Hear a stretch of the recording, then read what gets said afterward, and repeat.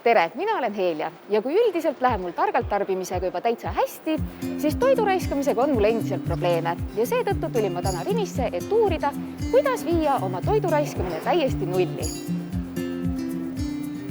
Katrin, mulle vihjeti, et sina oskad öelda, kuidas lõpetada toidu raiskamine, nii et äkki sa jagad minuga mõningaid nippe?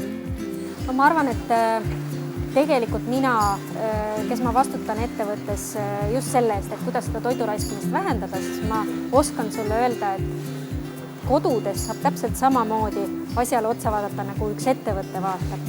Ehk siis kõigepealt oleks vaja selgeks teha, mida sul üldse raisku läheb.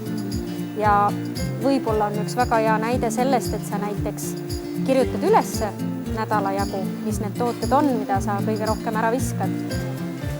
Siis üks selline väga tore nipp, mida ma arvan on väga palju räägitud, aga see on selline aegumatu ja kindlasti ma soovitan seda veel kord, on ikka see sama hea planeerimine.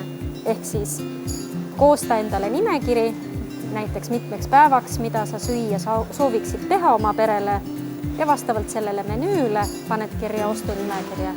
Ja kui sa juba poes oled, siis sa saadki selle ostunimekirja järgi toimetada. Võib-olla ma küsin sinu käest hoopis seda, et mis sa arvad, mis need tooted on, mida sul kõige rohkem raisku läheb? Ma arvan, et pudru on üks selline kindlasti, siis võib-olla singid, et neid ostetakse äkki liiga palju kokku ja ma kõik võtan enda pealt, et mis mina olen nagu tähele pannud ja muidugi puuviljad, need lähevad ka hästi kiirelt riknevad.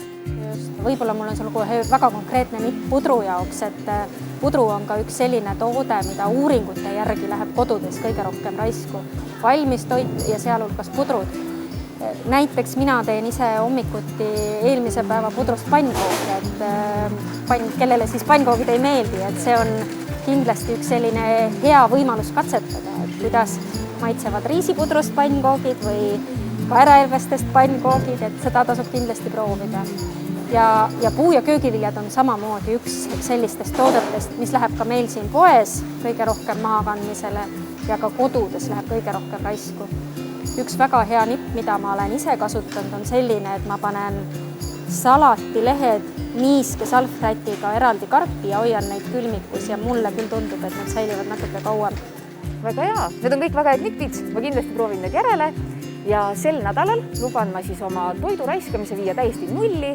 Ma jagan oma teekonda nii Facebooki grupis Tarbime targalt kui ka enda sotsiaalmeedias, nii et elage mulle kaasa ja vaatame, mis siis saab. Jõudu sulle! Aitäh!